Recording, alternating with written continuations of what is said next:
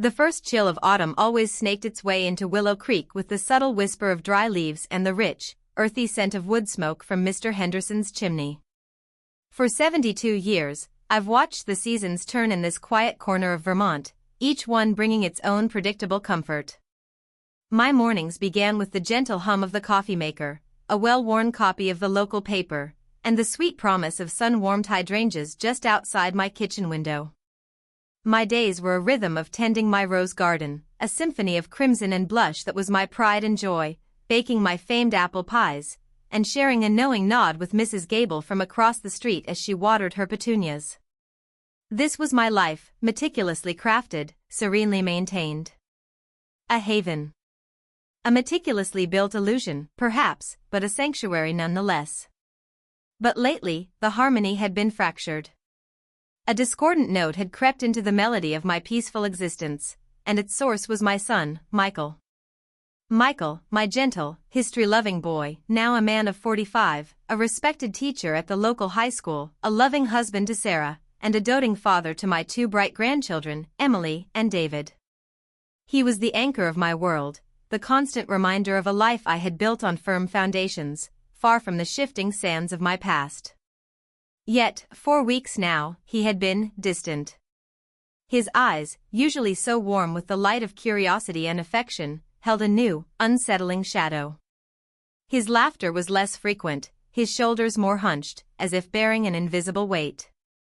He'd jump at unexpected sounds, his phone was practically glued to his hand, and he often excused himself mid-conversation, muttering about work. It wasn't like him. Not my Michael. My heart, usually so steady in its old age, a testament to decades of careful living, now fluttered with an unfamiliar anxiety. A mother knows her child, not just their habits, but the very resonance of their soul. And Michael's soul was troubled. I'd tried to coax it out of him, of course. Over cups of tea, during our weekly Sunday dinners, even during the quiet moments we shared while watering his small vegetable patch. "Is everything all right, dear?" I'd ask, my voice carefully modulated, casual. He'd always offer a reassuring, though strained, smile. "Just school, Mom. You know how it is."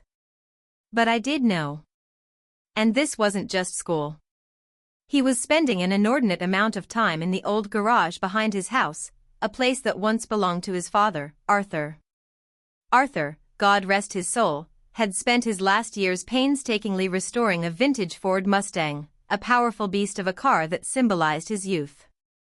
He never finished it. Michael had promised to complete his father's work, a promise he'd taken to heart with almost religious fervor.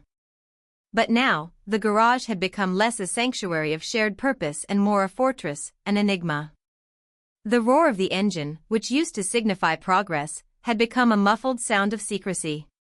Today, the silence from the garage was what worried me most. Too quiet.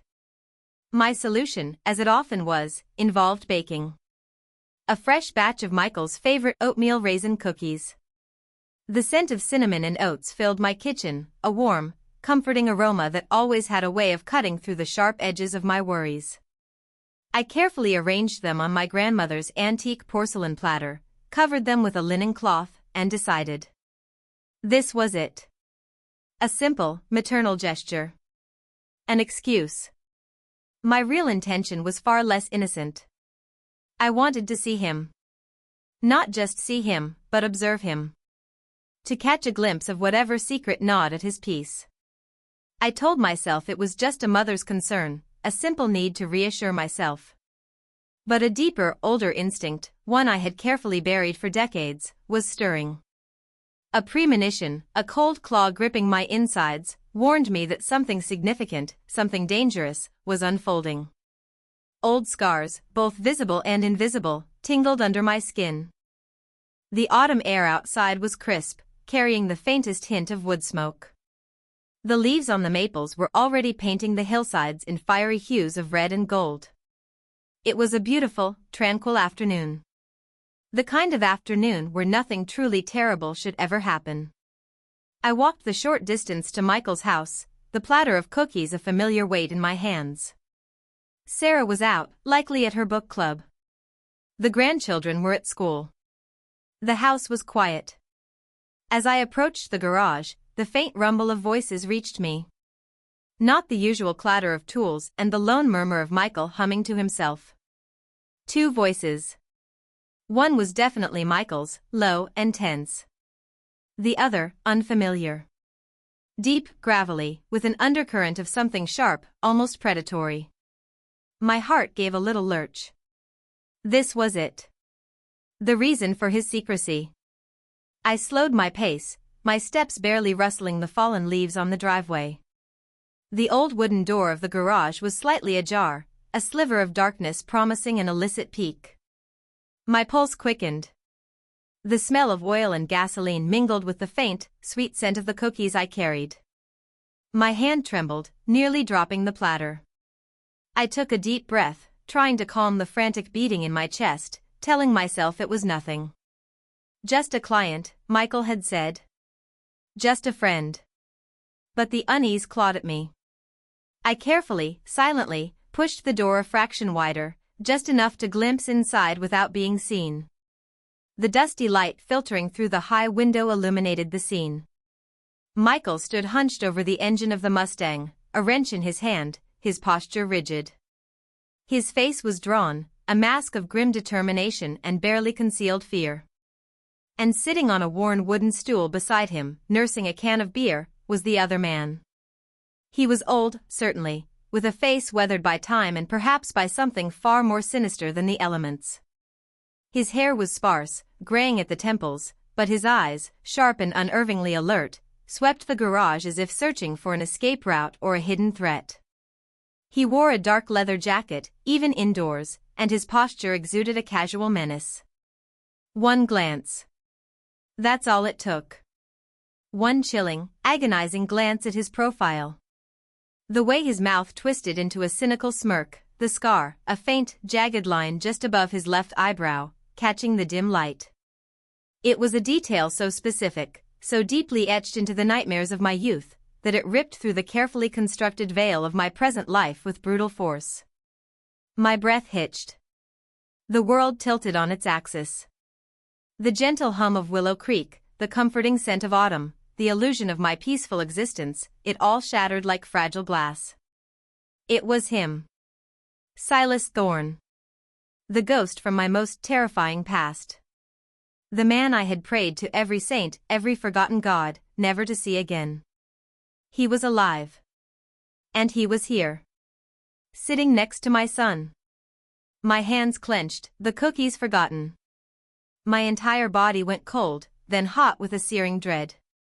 The sanctuary I had built, the new identity I had worn for decades, was not just threatened, it was already breached.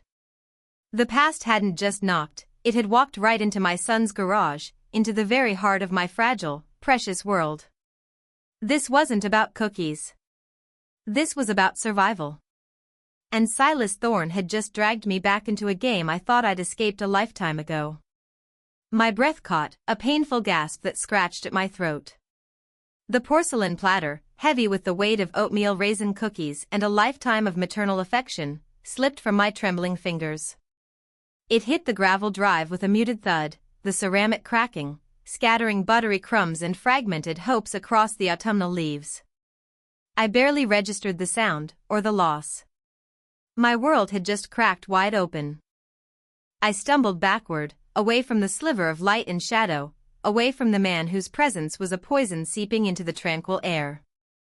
My legs felt like jelly, ready to buckle beneath me, each muscle screaming in protest. My chest constricted, a vice tightening around my lungs, stealing the air from my 72-year-old body.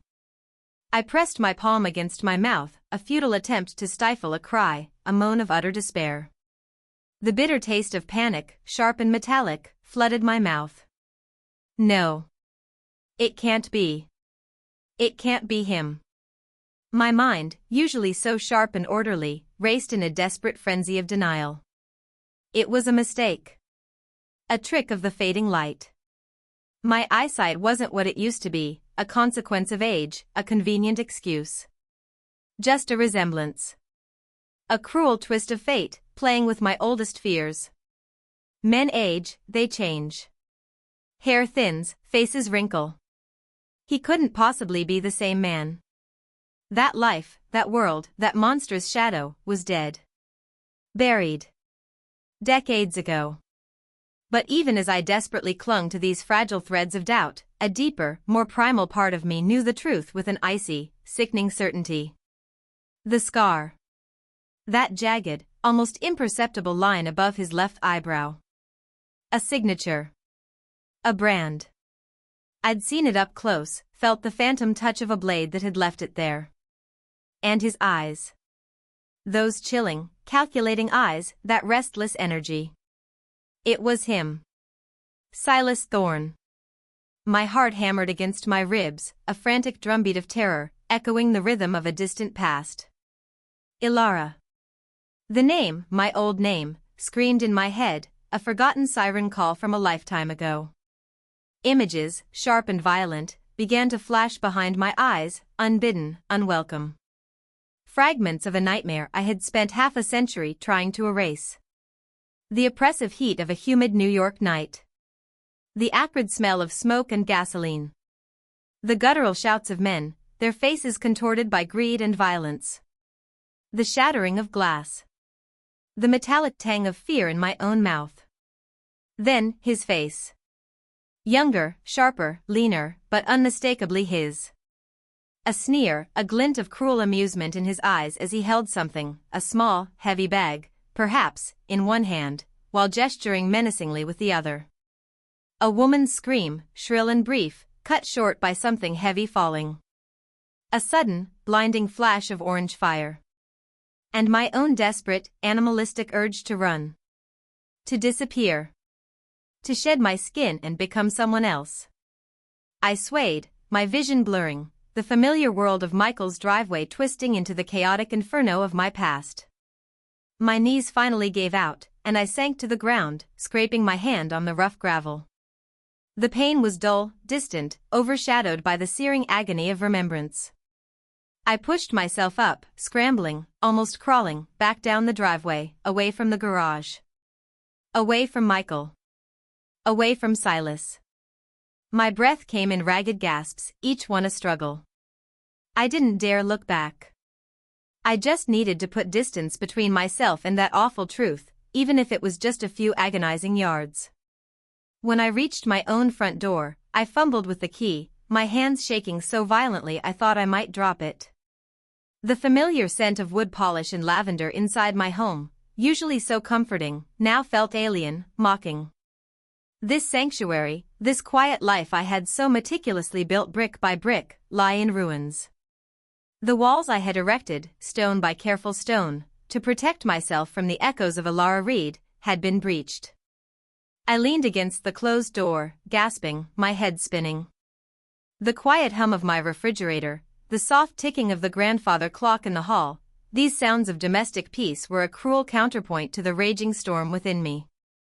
My heart raced as if I had just run a marathon, and the cold sweat prickled my skin despite the warmth of the house. Silas. Here. In Willow Creek. With Michael. The implications were a suffocating weight. He hadn't just appeared. He wouldn't have just stumbled upon us. He was here for a reason. And that reason, I knew with bone-deep dread, could only be me. Or, more precisely, what I represented. What I knew. What I had. Michael. My gentle, unsuspecting son. He was caught in this, entangled in a web spun by a ghost from my past. A past he knew nothing about. A past that could shatter his life, his family, everything he held dear. The fear for him was a physical ache, sharper than any wound I had ever sustained. He was innocent. He didn't deserve this. I walked to the kitchen, my movements stiff and jerky, like a marionette with tangled strings. The remnants of my grandmother's platter lay on the floor, a stark reminder of the crumbling piece. The sweet scent of cinnamon and oats, meant to be a comfort, now felt like an unbearable irony. My perfect life. My perfect lie. It was over. The game was over. Silas Thorne, a man I had believed dead or banished to the deepest recesses of my memory, had returned. And his return meant one thing: the carefully constructed identity of Eleanor Vance was about to unravel, exposing the raw, ugly truth of Elara Reed. And Michael, my precious son, was standing directly in the path of the storm. I closed my eyes, picturing Silas's face again. The cold, calculating look in his eyes. He hadn't changed. Not truly. The years had only sharpened his edges, honed his predatory instincts. And he was here. For what? To finish what he started? To finally claim what he believed was his? The quiet life of Eleanor Vance, the gentle grandmother and avid gardener, was a facade. And Silas Thorne was about to tear it down. I had to protect Michael. At any cost. Even if it meant digging up the very demons I had spent a lifetime burying. The game was indeed over, but a new, far more dangerous one had just begun. The next few days blurred into a suffocating haze of hyper-awareness and cold dread. My usual routine, once a source of comfort, now felt like a fragile shield against an encroaching darkness. Every morning, I still watered my hydrangeas, but my gaze constantly darted towards Michael's house, my ears straining for any sound from his garage. My hands still kneaded dough for bread, but the warmth of the flour felt alien, my thoughts miles away, tangled in a web of fear and fractured memories. I became a ghost in my own life, moving through the familiar motions while my mind was consumed by a single, terrifying question: what is Silas doing to my son? Michael's demeanor confirmed my worst fears. The tension that had been a faint tremor beneath his surface now manifested as a constant, visible tremor. His smile, when he offered it, was a brittle thing, easily shattered. He ate less, slept little, and his eyes, once so bright and full of life, now held a haunted, faraway look, like a man trapped in a waking nightmare.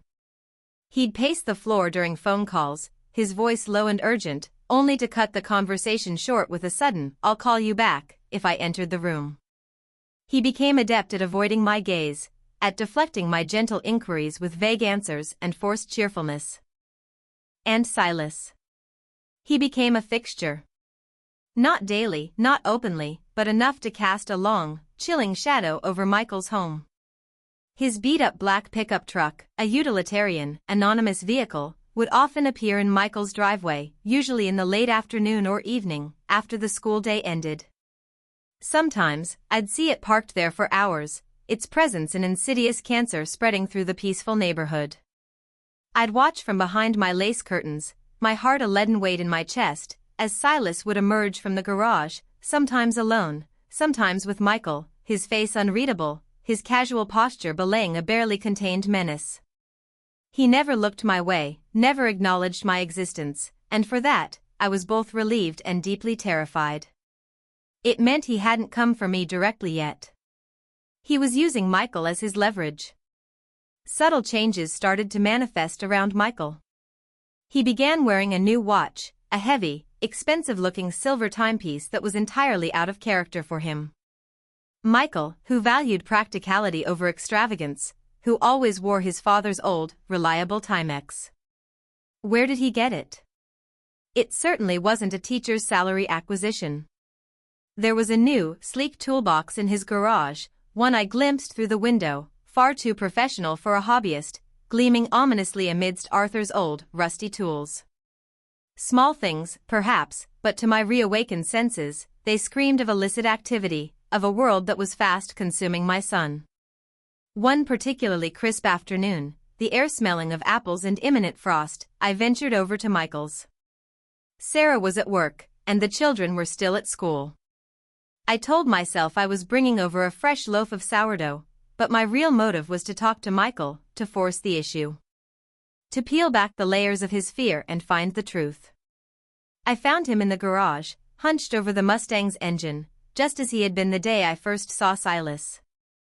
But today, he was alone. The wrench in his hand trembled slightly, and his brow was furrowed in concentration, or perhaps, despair. He didn't notice me at first. "Michael?" I said, my voice soft, but firm. He jumped, startling so violently that he nearly dropped the wrench. He spun around, his eyes wide and panicked, before quickly composing himself. "Mom. You startled me." He forced a smile, but it didn't reach his eyes. "What are you doing here?" "Just brought you some bread, dear," I said, placing the warm loaf on a nearby workbench. The smell of yeast and warm crust briefly cut through the familiar scent of oil and metal. "You've been working hard. You look tired." He rubbed a hand across his forehead, smearing grease across his temple. "Yeah, this old thing is giving me a run for my money. Lots of fiddly bits." "And your friend?" I asked, trying to sound casual, my voice betraying none of the terror bubbling beneath. "The man who's been visiting? Is he helping you with the car?" Michael's body stiffened visibly. His gaze darted away, towards the far wall, then back to the engine. "Oh, him? That's Mr. Thorne. Silas Thorne. He's not really helping with the car, Mom. He's a client."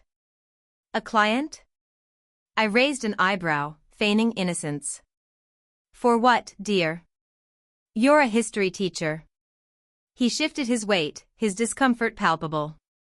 He's interested in some old documents. Local history. Genealogies. I'm doing some research for him." He waved a dismissive hand, as if to brush away my questions. "It's nothing, Mom. Just a little extra cash. You know, with the kids getting older, college funds and all that." His voice was too loud, too quick. His explanation was paper-thin, transparent to my experienced eye. "History? Genealogies?" My voice was calm, but my blood ran cold. Silas Thorne had never cared about history, only about profit. And survival. "He seems to spend a lot of time here for old documents, Michael.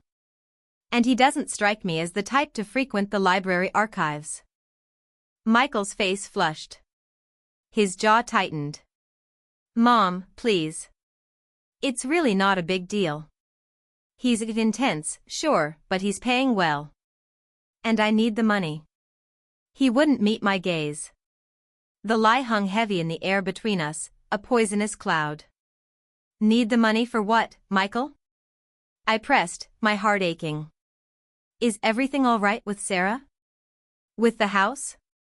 He finally looked at me, and in his eyes, I saw it, not just fear, but a flicker of resentment, a desperate plea for me to just drop it. "Everything is fine, Mom. I just need to get this car done. And this extra work helps." He turned back to the Mustang, his posture closing off, dismissing me. "Look, I really need to focus. I'll see you Sunday for dinner, okay?" I knew then, with absolute certainty, that he was lying. He wasn't just working on a project for extra cash. He was caught. Trapped. Silas Thorne wasn't hiring a history teacher for genealogical research. He was ensnaring a good, honest man in something dark, something dangerous. And the more Michael tried to push me away, the more determined I became. As I walked back across the driveway, the fresh sourdough loaf still warm in my hands, I saw Silas's truck turn the corner onto the street. He was early today. I quickly ducked behind my own garage, not wanting to be seen, not wanting him to know I was watching. The truck pulled into Michael's driveway, and Silas, agile for his age, emerged. He gave a quick, almost imperceptible glance around the neighborhood, his eyes sweeping over my house for a fleeting second before he entered the garage. A flicker of something in his gaze, a cunning intelligence, a cold awareness. Did he know I was there? Was he playing a game of cat and mouse? The shadow he cast over Michael's house was long, dark, and growing with each passing day.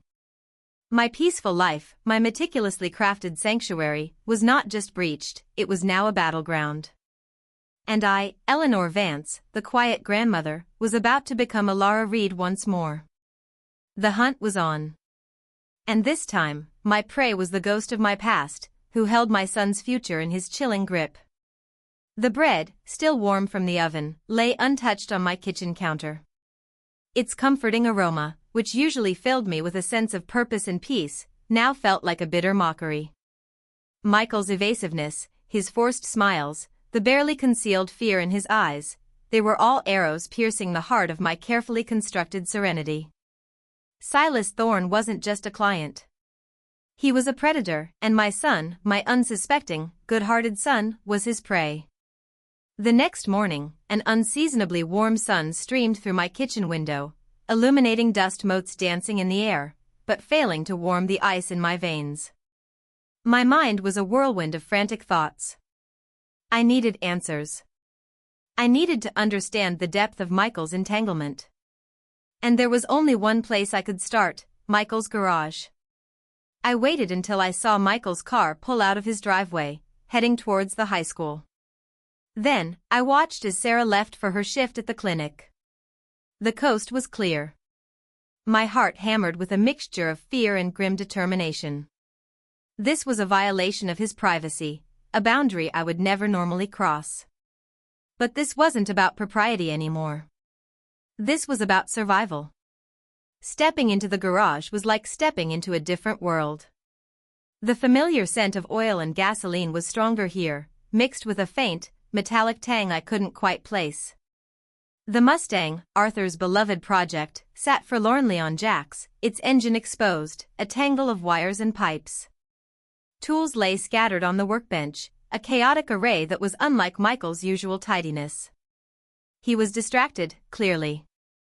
My eyes swept the room, searching. What was I looking for? I didn't know. A clue. A sign. Something to confirm my suspicions and perhaps reveal the nature of Silas's hold over him. My gaze fell upon the new toolbox I had glimpsed days earlier. It was sleek, modern, with a lock on the top drawer. Too new, too expensive, too out of place. My fingers, surprisingly steady despite the tremor in my soul, reached for the drawer. It was locked, of course. But decades ago, Alara Reed had learned a thing or two about locks. It was a skill I had hoped to bury forever, a relic of a dangerous past.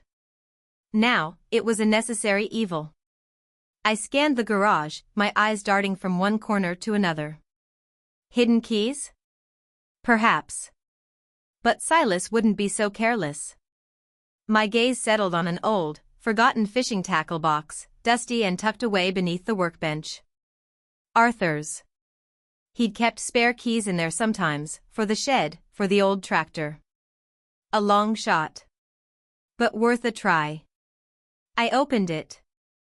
Amidst rusty hooks and tangled fishing line, nestled under a faded flannel cloth, was a small, crudely fashioned wire. A pick. One that Arthur had used for an old antique chest he'd bought, a hobby of his. And something else. A small, flat piece of metal. A cold certainty settled over me. This wasn't Arthur's. This was recent. And it looked exactly like the kind of improvised lock-picking set I had once known. Michael wouldn't have had this. Not for antique chests. Not for fishing. My son, the history teacher, was acquiring tools of a trade he shouldn't know. My fingers, remembering the forgotten motions, picked up the wire. It felt disturbingly familiar in my hand. I knelt before the new toolbox, my breath held. My ears strained, listening for any sound of an approaching car, a stray noise that might betray my presence. The world outside, the chirping birds, the distant hum of traffic, seemed impossibly far away. It was just me, the toolbox, and the terrifying echo of my past. The lock was simple, not designed for serious security. My fingers, guided by instinct, moved with surprising agility. A click. Then another. The satisfying thunk as the drawer sprang open was both a triumph and a sickening confirmation of my fears. Inside, it was orderly, but chilling. Not wrenches and screwdrivers, but a collection of specialized tools. Slim Jims, small, delicate instruments I recognized as being used for manipulating car locks, and, most disturbingly, a set of master keys, clearly labeled for various car models. This wasn't about fixing Arthur's Mustang. This was about something else entirely. Something illicit. Beneath the tools, folded neatly, were documents. Not history papers. These were printouts of property records, old blueprints, some of them clearly for abandoned warehouses or commercial buildings in distant towns. There were numbers, dates, times, coordinates, jotted down in Michael's neat handwriting, next to various addresses. My gaze froze on one particular name, Fairchild's Diamond Exchange. The name sent a fresh wave of nausea through me. Fairchild's. The name was a punch to the gut. The memory, so long suppressed, burst forth with brutal clarity. Elara Reed, young, impulsive, desperate. She was just trying to survive in the harsh concrete jungle of New York City. A chance encounter, a bad crowd, a charismatic leader named Julian. And then Silas Thorne, Julian's cruel enforcer, his right-hand man. They promised her a way out, a chance at a better life. A simple job, they called it. Nothing too risky. Just a lookout. Just a distraction. But it wasn't simple. It was Fairchild's Diamond Exchange. A high-stakes heist, far more dangerous than she had ever imagined. The screams, the shattered display cases, the cold gleam of steel in Julian's hand. And Silas, always in the thick of it, his eyes alight with a dangerous thrill. The plan went sideways. The alarm blared. A security guard, brave but foolish, tried to intervene. And then, the gunshots. And the fire. A diversion, Julian had snarled, as the flames engulfed the back offices. Chaos. Panic. Elara, frozen, watching the inferno, the faces of the terrified employees, the chilling efficiency of Julian and Silas as they snatched whatever they could and fled. She ran too. Not with them, but away from them. Away from the fire, the sirens, the screaming, the stench of burning fear. She ran with a small, heavy object clutched in her hand, something she grabbed in a moment of sheer panic, something she hadn't even looked at. A lucky charm, she'd thought then. A piece of the past she needed to burn. She saw Julian and Silas disappear into the night, leaving a trail of destruction and death. She was a witness. An accessory. A survivor, barely. And she knew, with terrifying certainty, that if they ever found her, she would pay the ultimate price. That night, Elara Reed died. And Eleanor Vance was born. My eyes snapped back to the documents in Michael's toolbox.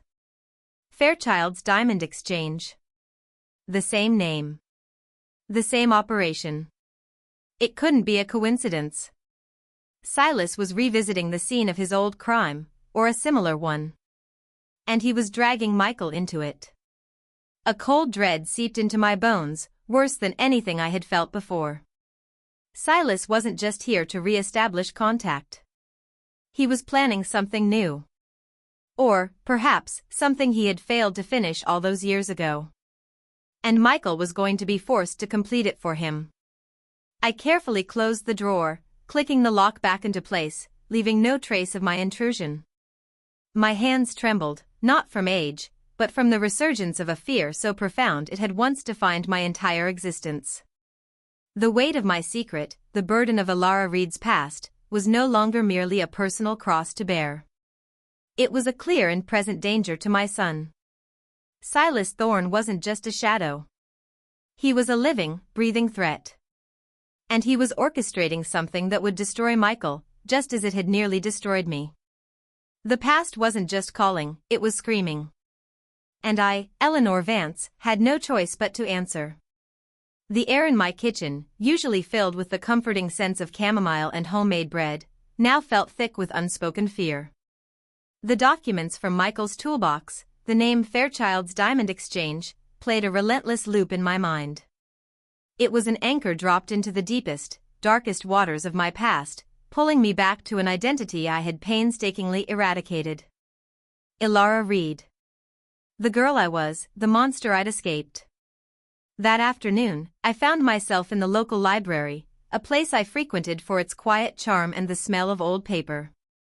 Today, however, I wasn't seeking solace in fiction. I needed facts. My ostensible purpose was to research heirloom rose varieties for my garden club, a perfectly innocuous cover. But beneath the benign facade, Ilara was stirring, her old instincts for clandestine information gathering resurfacing like dormant predators. I navigated to the library's public computers, my fingers, usually nimble with knitting needles, now tapping with a renewed purpose on the keyboard. Google. A word I had come to grudgingly accept as a tool of the modern world. I searched for Fairchild's Diamond Exchange New York robbery 1970s. The results were immediate, a torrent of digital whispers from a bygone era. Old newspaper archives. Yellowed scans of articles detailing the brazen, violent robbery that had rocked the city decades ago. My heart pounded as I scrolled through headlines, each one a hammer blow to the walls I'd built around my memories. Daring diamond heist leaves one dead, building engulfed in flames. NYC police hunt gang responsible for Fairchild's inferno. Ilara Reid, alleged accomplice, vanishes without a trace. My breath hitched at my own name. Ilara Reid. There, in black and white, laid bare for anyone to see. The accompanying photo, a grainy, police mugshot composite, showed a younger, wilder version of me. Eyes wide with a mixture of defiance and terror. My stomach churned. This was it. The official record of the night I had died and been reborn. I clicked on an article that mentioned the suspects. Julian Vance, the charismatic leader, pronounced dead in a separate shootout years later. And then, there it was, Silas Thorne, a known associate of Vance, was initially questioned but disappeared before formal charges could be filed. Believed to have fled the country. Fled the country. Or simply melted into the shadows, a ghost in the criminal underworld, just as I had. And now, he was back. The articles detailed the brutal efficiency of the gang, the staggering value of the diamonds stolen, the desperate hunt by the police, and the unsolved mystery of certain items that were never recovered. A small, distinctive emerald pendant, rumored to be of immense value and a key component of the Fairchild family's private collection, was never found. My eyes narrowed. Emerald pendant. A memory, fleeting but sharp, pricked at my mind. The chaos. The burning building. My frantic escape. And the small, heavy object I'd clutched, not knowing what it was, only that it was something. Something that had fallen from a velvet-lined display case. Something small enough to fit in my palm. I'd buried it. Deep. Far from the world, far from myself. A testament to my escape, a tangible piece of that hellish night. I hadn't thought about it in decades. It was just a heavy, cold rock to me then. But to Silas. Suddenly, the pieces clicked into place with a horrifying precision. Silas wasn't just planning a new job. He was trying to finish an old one. He hadn't forgotten the emerald pendant. Or, more likely, he knew I had it, or had always suspected I did. He was looking for what I had unknowingly taken. Or perhaps, what he believed I had intentionally stolen from him. The reason for his reappearance, for his insidious entanglement with Michael, crystallized into a single, terrifying truth. Silas was here for the pendant. And he believed Michael could lead him to it. Or, perhaps, he was using Michael to pressure me into revealing its hiding place. My past wasn't just calling, it was violently ripping its way back into my present, dragging my innocent son along with it. Michael, in his desperation for extra cash, had become a pawn in Silas's decades-long game. Silas had probably found Michael through some convoluted path, perhaps through financial difficulties, exploiting his vulnerability. He had likely presented himself as an opportunity, a solution, only to reveal the true cost later. I closed the browser, the glowing screen reflecting my pale, drawn face. Eleanor Vance, the serene gardener, was gone. In her place, Ilara Reid stood, older, wiser, but with the same fire of survival burning in her gut. The fear was still there, a constant companion, but it was now tempered by a fierce, maternal protectiveness. I walked home through the quiet streets of Willow Creek, the familiar houses and manicured lawns seeming alien, detached from the swirling vortex of my thoughts. Each rustling leaf sounded like a whispered threat. Every passing car felt like a potential pursuer. Silas Thorne wasn't just a threat to my secret, he was a threat to Michael's life. He was dangerous, ruthless, and he knew I was alive. He knew my old identity. And he would stop at nothing to get what he wanted. The game wasn't over. It had just begun. And this time, I wasn't running. I was fighting. For Michael. For my family. For the life I had built, flawed as it was. The emerald pendant, buried deep beneath my tranquil rose garden, was no longer just a forgotten artifact. It was a ticking time bomb. And I was the only one who knew where it was. The quiet, unassuming exterior of Eleanor Vance had always been my greatest disguise. Now, it was time to turn that disguise into my most potent weapon. It was time for Alara Reid to resurface, not as a victim, but as a warrior. The air grew sharper, the leaves crunchier beneath my sensible walking shoes. Autumn was deepening, mirroring the chill that had settled deep in my bones.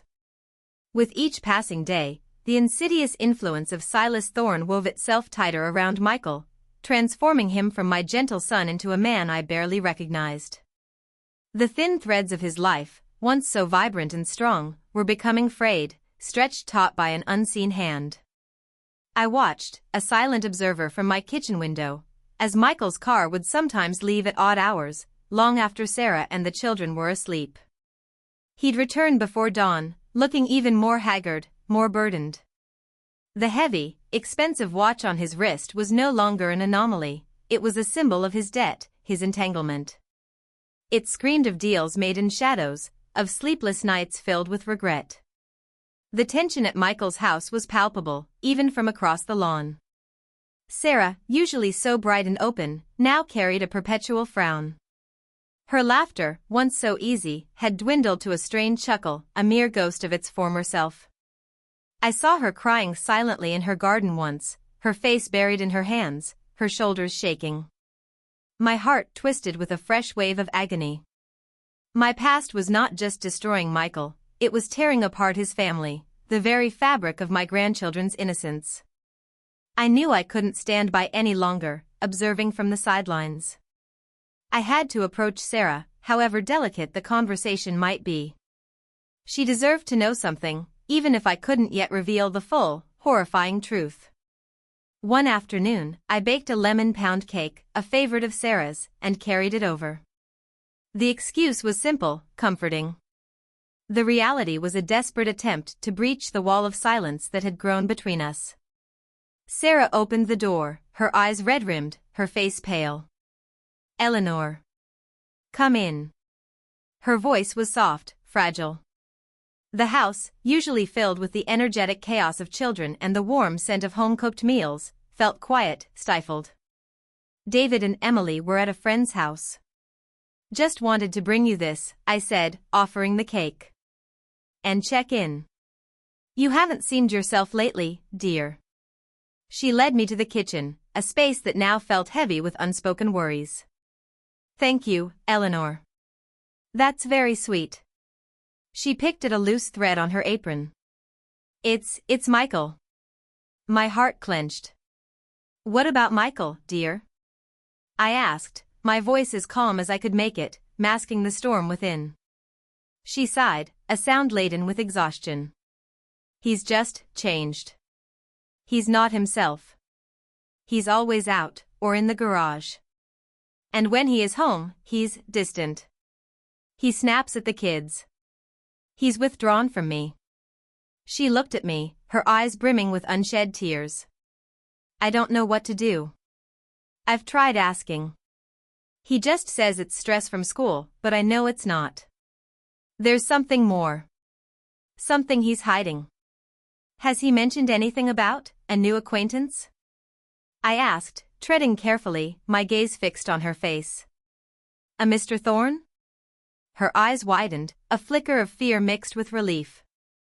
Oh, yes. He talks about him. Says he's a client. For some historical research. But it doesn't feel right, Eleanor. Michael has always been so open about his work. And this Mr. Thorne, he's just unsettling. Michael gets these late-night phone calls. Whispered conversations. And he's been talking about money. A lot of money. And how he's in a bind. A bind? I repeated, my voice barely a whisper. So, the debts were real. The trap was set.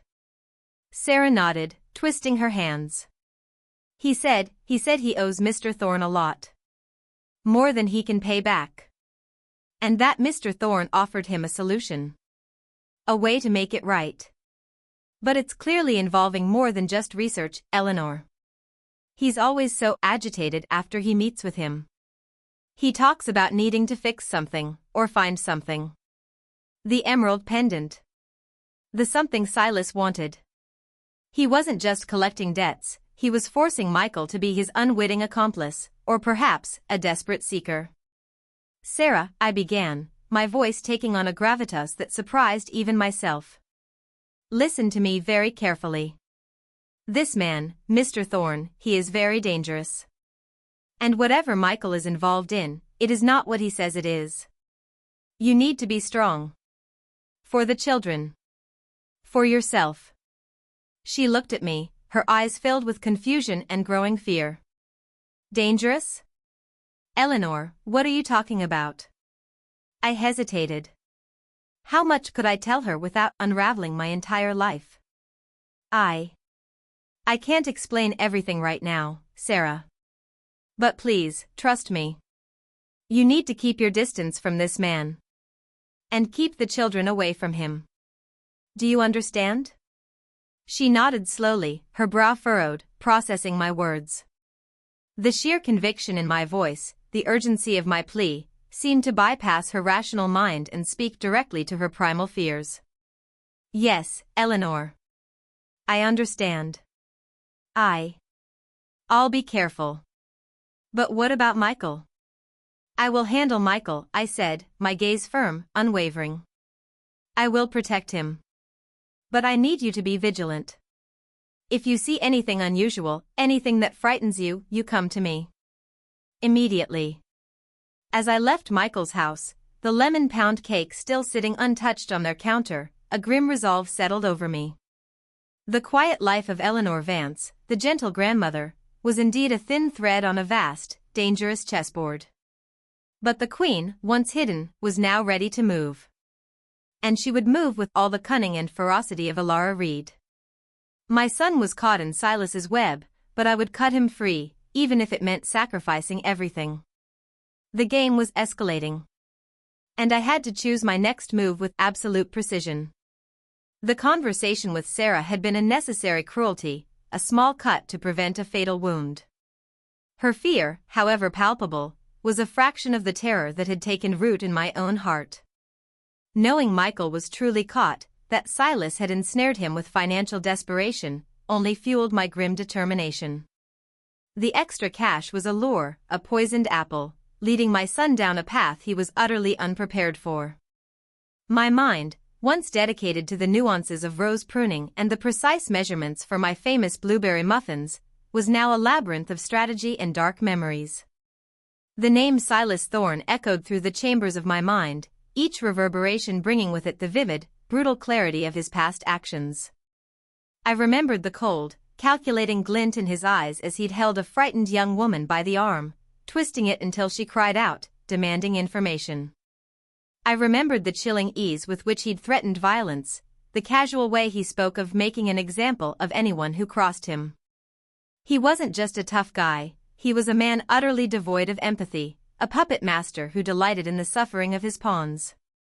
He was Julian's brute force, yes, but with a cunning that Julian, for all his charisma, often lacked.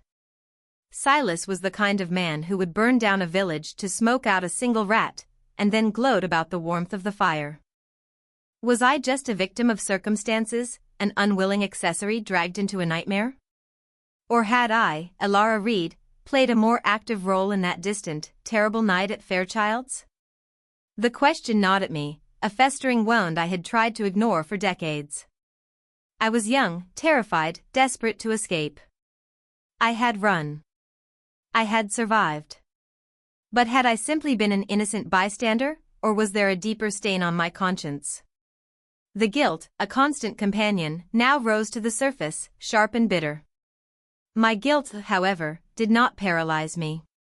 It hardened my resolve. Michael was innocent. He had no part in the sins of Elara Reed. And I would not allow Silas Thorne to drag him into that abyss. I began to move with a quiet purpose, my actions methodical, almost imperceptible. My disguise as Eleanor Vance, the harmless elderly widow, was my greatest asset. Who would suspect the woman buying organic vegetables at the farmer's market, or chatting with Mrs. Gable about the weather, of being a seasoned survivor, a player in a dangerous game? I started a clandestine investigation, using the everyday rhythms of Willow Creek as my cover. I would take longer walks with my golden retriever, Daisy, straying into the less trafficked parts of town. I frequented the local diner, where gossip flowed as freely as coffee, listening intently to snippets of conversation. I made more frequent trips to the hardware store, picking up obscure items, my eyes and ears open. My observations confirmed my suspicions. Silas wasn't operating alone. I'd seen his black pickup truck more than once parked near the old, abandoned textile mill on the outskirts of town, a sprawling, derelict complex that had been empty for decades. And I'd seen the other men. 2 of them. Burly, with flat, unsmiling faces and the telltale bulge of something heavy beneath their jackets. They weren't locals. Their mannerisms were too sharp, their gazes too calculating, too watchful. They looked like Silas's enforcers, his shadows. I'd catch glimpses of them, sometimes sitting in a parked car down the street from Michael's house, sometimes lingering near the town's small park where Michael often took his children. They were observing, watching, their presence a constant, low thrum of menace. They weren't just supervising Michael, they were making sure he didn't try to bolt. They were the visible threads of the web Silas had spun around my son. The knowledge chilled me to the bone, but it also ignited something deep within. A spark of the old Elara. The Elara who had survived. The Elara who had outsmarted predators and built a new life from the ashes of the old. The instinct for self-preservation, now transformed into fierce maternal protection, surged through me.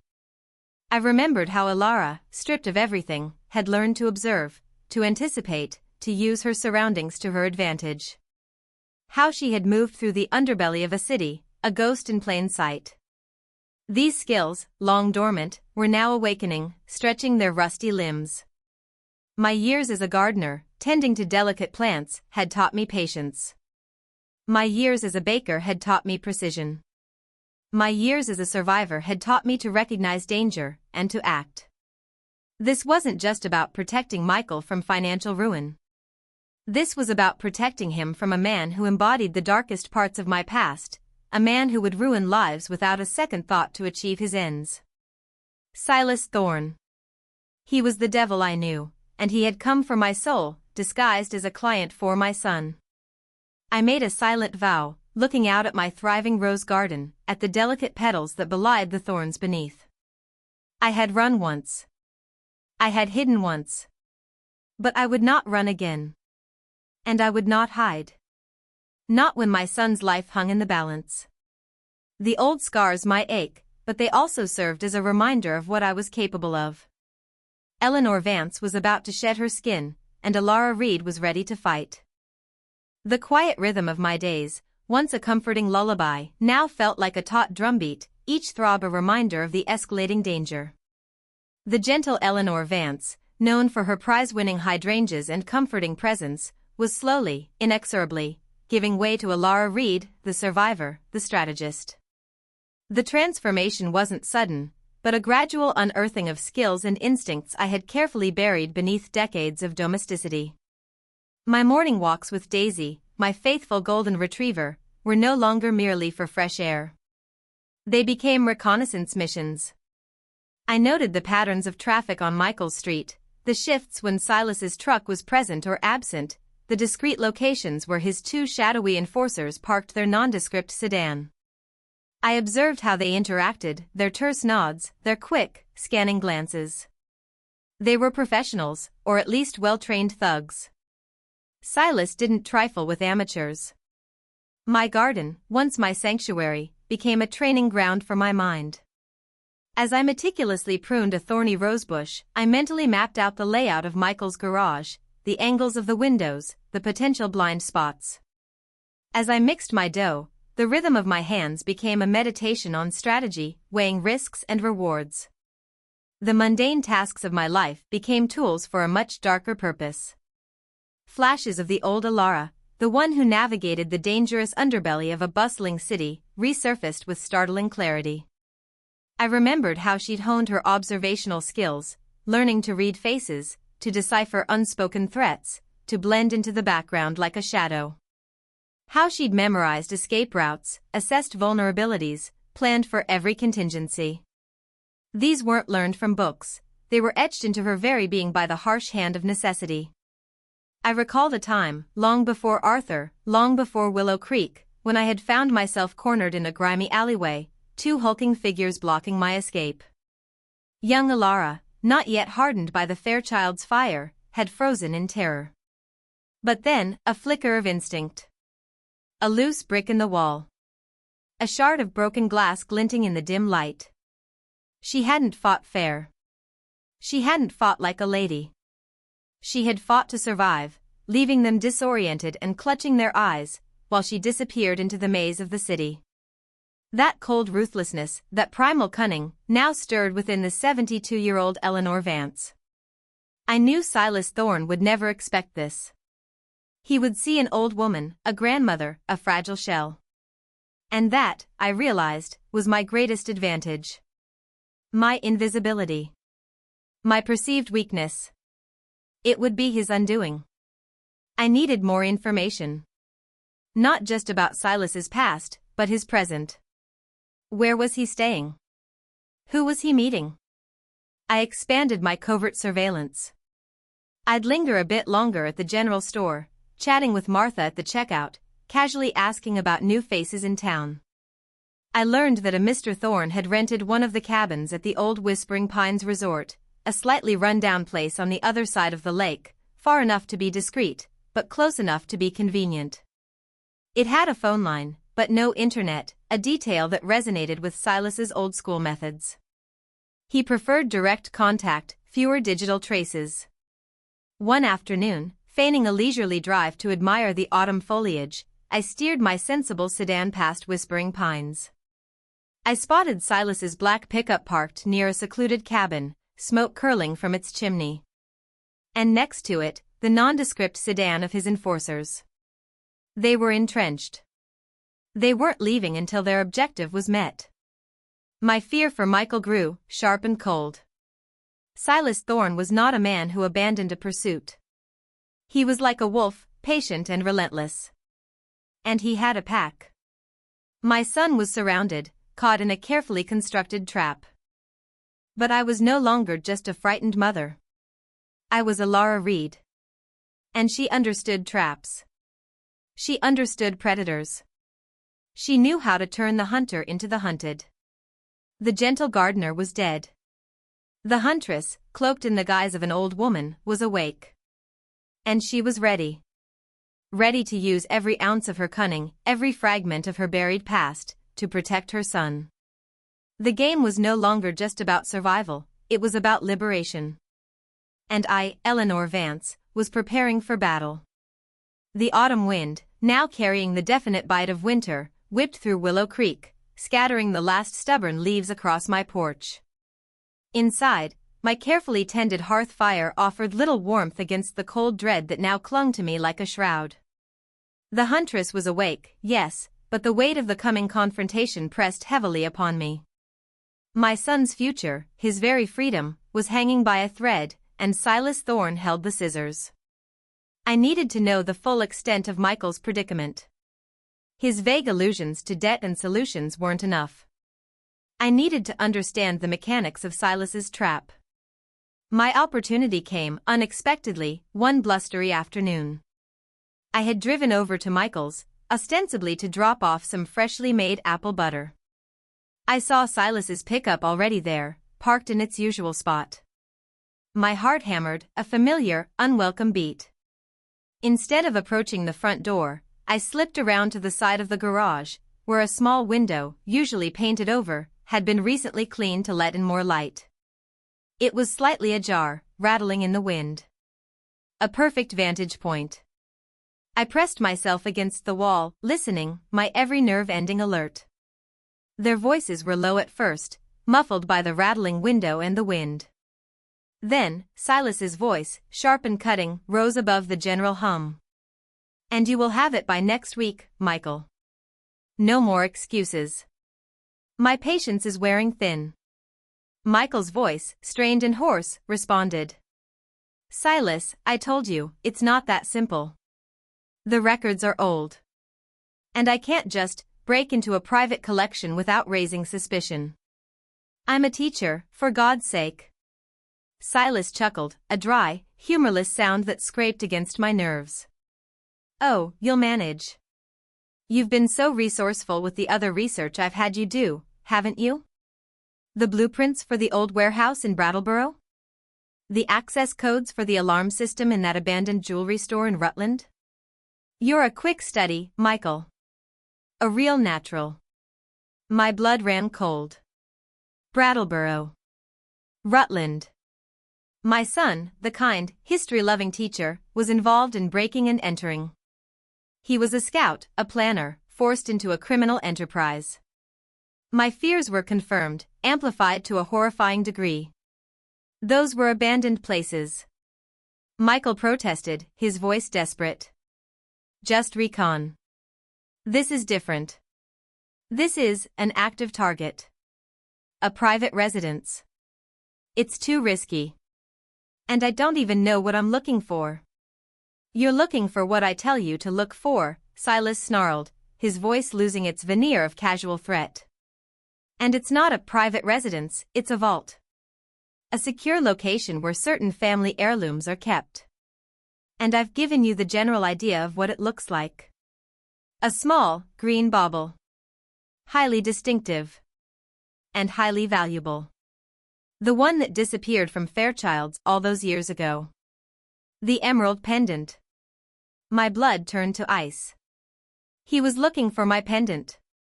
The one I had unwittingly carried away from the inferno of my past. He knew it existed. And he believed Michael was the one to retrieve it. "Fairchild's?"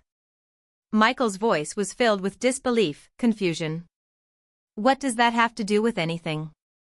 And I still don't understand why you think it would be there. Or why I have to get it." Silas sighed, a sound of theatrical exasperation. "Because, Michael, sometimes the most unlikely people hold the most valuable secrets. And sometimes, those secrets have a way of resurfacing in the most unexpected places. Let's just say, your dear old mother, she has a very interesting history. A history that's deeply intertwined with that green bauble. And with me." A stunned silence followed. Michael. My Michael. His mother. Silas had just laid out the bare bones of my secret, hinting at a connection that would shatter Michael's world. My stomach lurched. Then, Michael's voice, incredulous, filled with a mixture of anger and confusion. "My mother? What are you talking about?" "My mother is Eleanor Vance. She bakes pies and tends her garden. She wouldn't know a green bauble from a pebble." Silas chuckled, a low, menacing sound. "Oh, she knows, Michael. Believe me, she knows. She knew Alara Reed quite well. In fact, they were practically inseparable. Funny, isn't it? How some people just vanish.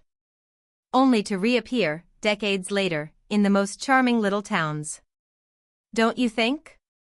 He paused, letting his words hang in the air, a poisonous vapor. My heart pounded so hard I thought it would burst through my chest. He knew. He knew I was Alara. And he was using that knowledge as a weapon against my son. Next week, Michael, Silas continued, his voice dropping to a dangerous whisper. You bring me the pendant. Or I promise you, your quiet little life, your pretty wife, your sweet children, they'll all pay the price. And that little secret about your mother, well, I'm sure the local press would find that quite the story. Something to ruin her impeccable reputation. Something to ensure your children grow up knowing exactly what kind of blood runs in their veins. You understand me? A choked sound came from Michael, a sound of utter despair. You can't. Oh, I most certainly can, Silas retorted, his voice chillingly calm. And I will. Unless you deliver. I pulled away from the window, stumbling back, my hand flying to my mouth to stifle a scream of pure terror and rage. He had found me. He knew. And he was using Michael to get to me, to force me to reveal the pendant's hiding place. He wasn't just threatening Michael, he was threatening to expose Alara Reed, to shatter the very foundation of my son's life with the truth of my past. The image of my son, caught in Silas's ruthless grip, spurred a cold fury in me. He believed I was weak, an old woman he could manipulate. He believed my secrets were merely a tool for his gain. But he didn't know the full story of Alara Reed. He didn't know the depth of my resolve. My son's world was crashing down, and I was the only one who could stop it. I had to tell Michael. The truth, however painful, was now his only shield. And the emerald pendant, buried deep beneath my rose garden, was no longer a forgotten secret. It was the key to his salvation, or his utter destruction. The final act had begun. The biting wind outside now felt like a physical manifestation of the tempest raging within me. Silas's words, sharp and venomous, echoed in my mind. Your dear old mother, she has a very interesting history. She knew Alara Reed quite well. He hadn't just discovered my secret, he was weaponizing it, twisting it into a blackmail tool to destroy Michael and claim his prize. There was no more time for pretense, no more room for hesitation. The ticking clock of Silas's ultimatum, next week, pressed down on me with suffocating weight. My immediate instinct was to protect Michael from the raw, ugly truth of my past, to shield him from the monstrous legacy of Alara Reed. But Silas had already unveiled it, or at least hinted at it, sowing seeds of doubt and fear in my son's mind. To deny it now would be to brand myself a liar, to alienate him completely when he needed me most. I had to face the music. All of it. I waited until nightfall, the streetlights casting long, distorted shadows on Michael's driveway. His car was back, but the garage light was still on, a solitary beacon in the encroaching darkness. He was still there, stewing in the poisonous revelation Silas had just dropped. This was it. The moment of truth. I walked across the damp lawn, my steps unusually heavy. The scent of damp earth and decaying leaves filled the air, a melancholic backdrop to the grim task ahead. I pushed open the garage door, the squeal of the hinges a jarring sound in the quiet night. Michael stood by the Mustang, his back to me, his shoulders slumped in utter defeat. The wrench lay forgotten on the workbench. He didn't turn around, as if sensing the weight of the moment, the inevitable confrontation. Michael, I said, my voice hoarse, barely a whisper. He flinched, then slowly, reluctantly, turned to face me. His eyes were red-rimmed, haunted, filled with a raw confusion that tore at my heart. He didn't speak, just stared at me, searching my face for answers, for truth, for anything to make sense of the chaos Silas had unleashed. You heard him, I stated, not a question, but a painful affirmation. He nodded, a single, jerky movement. He said you knew Alara Reed. He said that you have a past. With him. That you're connected to, a green bauble from Fairchild's Diamond Exchange. His voice was flat, devoid of emotion, a desperate shield against the pain. Mom, what did he mean? My throat tightened. The carefully constructed life of Eleanor Vance, the gentle grandmother, shattered into a million pieces at my feet. The truth, ugly and raw, had to come out. For Michael. I walked slowly towards him, my gaze never leaving his face. Sit down, Michael, I said, gesturing to the old stool Silas had occupied just hours before. He obeyed, his movements robotic. I remained standing, needing the physical posture of strength, of resolve. My name, I began, my voice trembling at first, then steadying with each painful word. My name was once Alara Reed. I was born in New York City. Not here. Not in Willow Creek. His eyes widened further, a flicker of betrayal joining the fear. You lied to me? All these years? I didn't lie, Michael, I corrected, my voice firm despite the ache in my chest. I ran. I changed my name, my identity. I built a new life, a good life, here, with your father. With you. Because the life I had before, it was a nightmare. A nightmare I had to escape to survive. I took a deep breath, the garage air suddenly suffocating. Silas Thorne, he was part of that nightmare. A long time ago. He was involved in a robbery. A diamond heist. At Fairchild's Diamond Exchange. It went horribly wrong. People died. There was a fire. I was there. I was part of it. Not willingly, not as a willing participant, but I was there. And I ran. I saw the shock register on his face, the horror, the utter disbelief. His mother. His sweet, unassuming mother. A criminal. My heart shattered for the boy who was losing his mother, not to death, but to a terrifying truth. I know this is impossible for you to comprehend, I continued, my voice raw with emotion. I know this shatters everything you thought you knew about me. But I need you to understand, Michael. I wasn't the mastermind. I was young, desperate, foolish. I fell in with the wrong crowd. And Julian Vance, Silas's boss, he was charismatic, manipulative. He exploited my desperation. I tried to get out, but once you're in with people like that, it's not easy. And that night, I escaped. I took nothing with me, except one small thing, by accident. In the chaos. A small, green pendant. His eyes were wide, fixed on my face, trying to reconcile the woman before him, his mother, with the terrifying past I was unfolding. The green bauble? I nodded. Yes. I buried it. Deep. I didn't know its value then. I just knew it was a piece of that hell, and I wanted it gone. To never remind me of what I had seen, what I had done. I thought it was gone forever. That I was gone forever. That Alara Reed was dead. I took a step closer, my hand reaching out, resting gently on his arm. His muscles were tense, rigid. Silas, he knew I was there. He suspected I had something. He's been searching for that pendant for decades. And now, he's found me. And he's found you. He's using you, Michael. Using your debts, your good nature, to force you to find that pendant for him. To pressure me into giving it to him. He finally looked away, his gaze falling to his hands, clenched into fists. He said he'd expose you. Expose our family. Ruin everything. He will, I confirmed, my voice unwavering. Unless we stop him. And we will. Together. He looked up at me again, his eyes filled with a new emotion, raw anger, mixed with profound pain. Mom, how could you? How could you hide this for so long? For my whole life? The question hung heavy in the air, a painful silence. Because I loved you, Michael, I whispered, my voice thick with unshed tears. I loved you and your father more than life itself. I wanted to protect you from that darkness. To give you a clean, beautiful life, free from the shadow of Alara Reed. I thought I had succeeded. I thought I had buried her forever.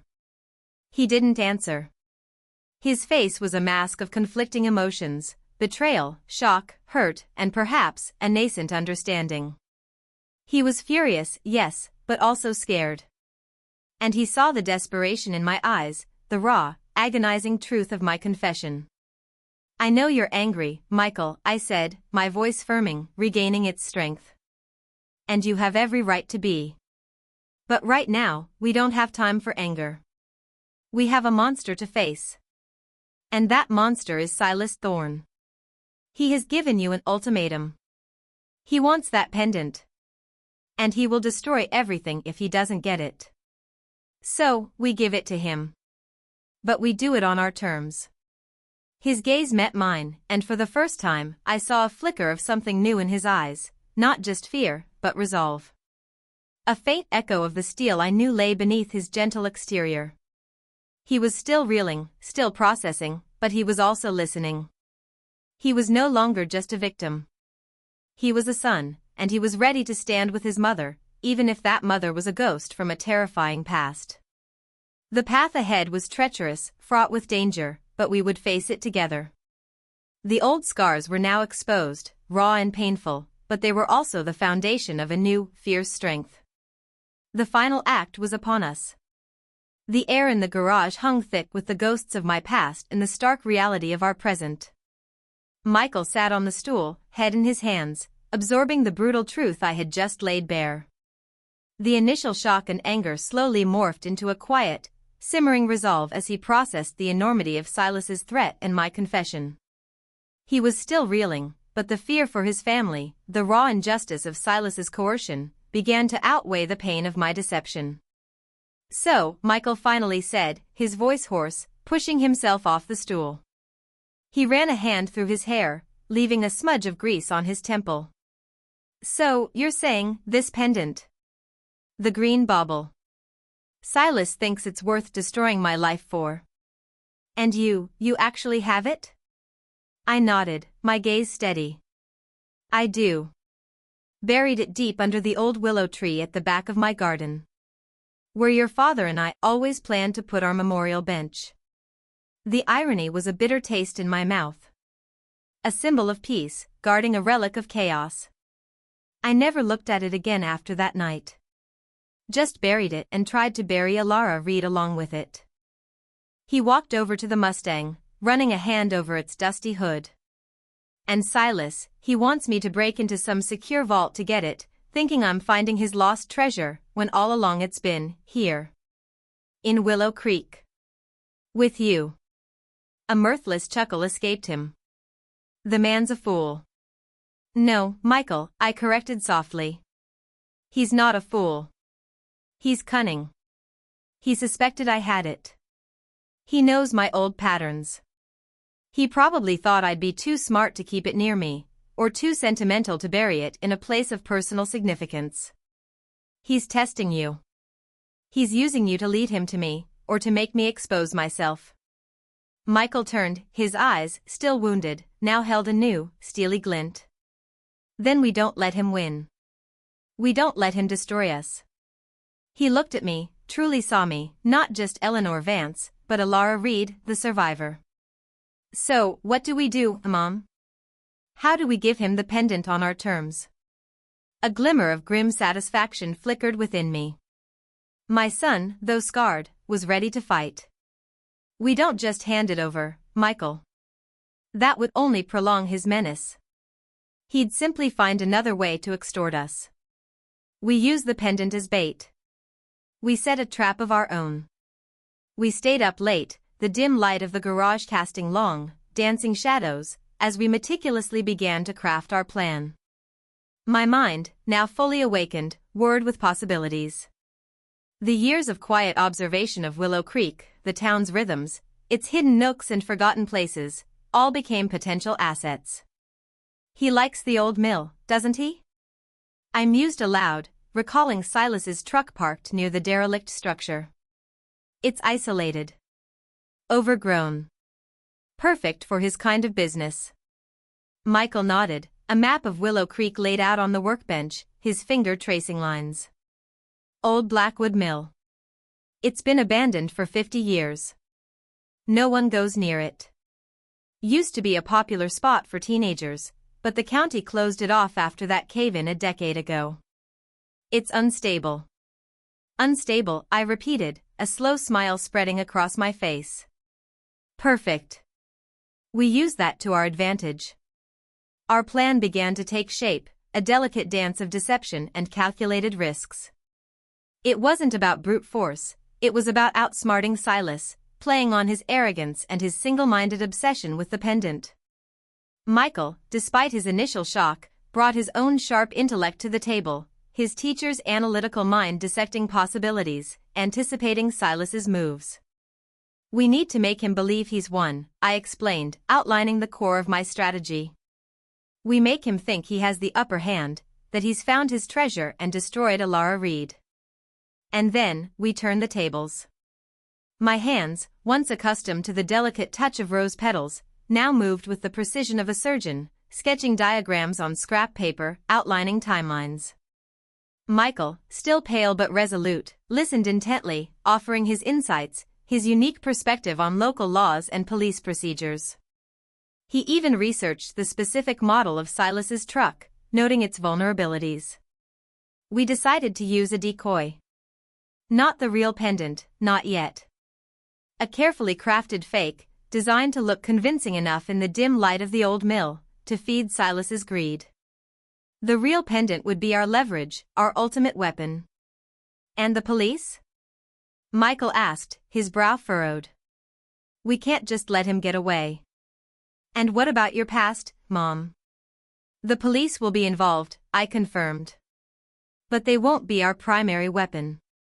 Not at first.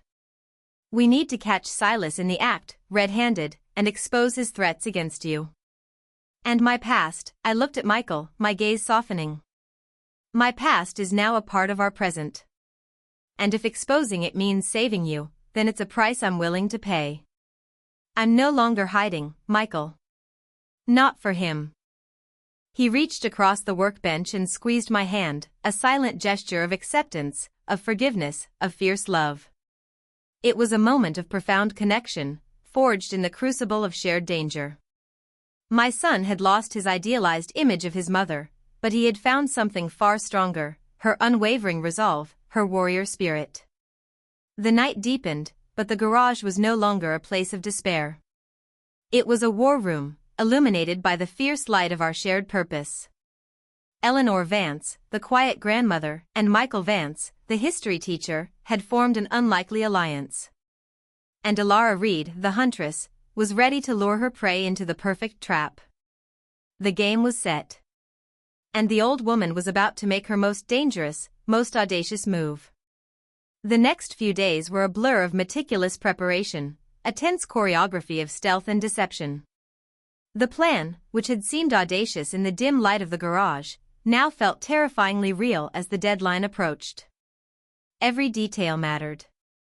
Every step had to be precise. The fate of my son, and indeed, the uneasy peace I had cultivated for decades, hinged on it. Our primary objective was to lure Silas to the old Blackwood Mill, a place steeped in history and decay, a perfect stage for the grim drama we were about to enact. Its isolation, its treacherous terrain, and its crumbling structure would all be our allies. First, the bait. Michael, still wearing his mask of increasing desperation, delivered a carefully worded, anonymous message to Silas through an intermediary known to his enforcers, a burner phone, acquired under strict instructions from me. The message hinted at a breakthrough, a discovery of a stash connected to the Fairchild's heist, hidden in a place of sentimental value to the old woman. A place Silas would never suspect. A place Michael, under duress, had managed to track down. The rendezvous was set for dusk, 2 days hence, at the old Blackwood Mill. The message specified no one else. Just Silas. And Michael. The pendant, Michael would claim, was too delicate, too valuable to be handled by anyone else. This was a direct challenge to Silas's ego, an appeal to his greed, designed to ensure he came alone, or at least, left his usual muscle at a distance. While Michael skillfully handled the communication, I was busy with my own preparations. I visited the real pendant.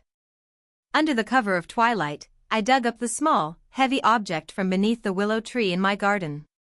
The emerald, larger and more intensely green than I remembered, gleamed dully in the beam of my flashlight, a silent testament to a lifetime of secrets. It was beautiful, valuable, and utterly poisonous.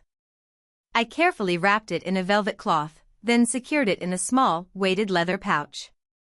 This was not the bait. This was the ultimate leverage. The actual bait was a meticulously crafted fake. Using my old jewelry-making tools, long packed away, I fashioned a convincing replica. A large piece of green glass, carefully cut and polished, set into a cheap metal frame. In the dim light of the old mill, to a man blinded by greed, it would pass.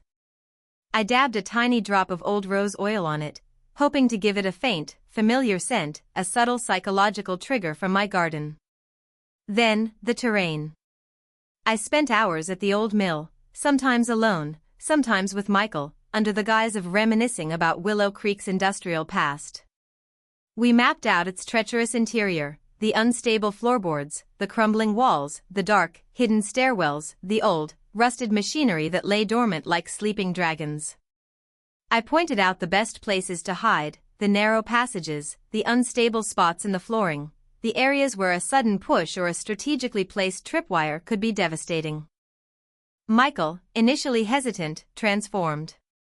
The history teacher, once only interested in the past, now saw the mill as a dynamic, living battlefield. He helped me set up small, almost invisible tripwires connected to old, rusty buckets filled with rocks, designed to create noise and confusion, to disorient and separate Silas from any potential backup. He rigged a door to jam, and showed me a way to secure the main entrance from the inside, once Silas was in. "Mom," he said, his voice hushed in the cavernous mill, "this place is a death trap." "Are you sure about this?" "It's a death trap for those who don't know its secrets, Michael," I replied, my gaze sweeping the decaying structure. "And we know its secrets. Every creaking beam, every unstable plank. We'll use them all." My internal monologue was a whirlwind of fear and a strange, exhilarating sense of purpose. This was it. The culmination of decades of running, hiding, building a new life. Elara Reed, the frightened girl, had become Eleanor Vance, the serene gardener. Now, Eleanor Vance was about to become Elara, the strategist, the protector. The woman who would fight for her son's freedom, even if it meant sacrificing her own. The eve of the rendezvous was cold and clear, the moon a sliver in the sky. My old house felt strangely empty, filled with the echoes of a past about to collide violently with the present. I brewed a strong cup of tea, my hands steady as I poured, but my heart a frantic drumbeat against my ribs. I thought of Arthur, my beloved husband, whose quiet strength had been my anchor. He would have been horrified by this, by the resurgence of Elara. But he would have understood the desperate, fierce love of a mother. I thought of Michael, my son, who now carried the heavy burden of my past, yet stood beside me, unwavering. He was no longer just my innocent boy, he was my partner, my comrade in this desperate gambit. I laid out the fake pendant, gleaming dully on my kitchen table, next to the real one, safely tucked away in its weighted pouch. Two objects. One a lie, one the truth. Both equally powerful in the hands of a woman determined to save her son. The air thrummed with anticipation, with the electric charge of impending conflict. Fear was a cold, constant companion, but beneath it, a strange sense of liberation bloomed. I was no longer hiding.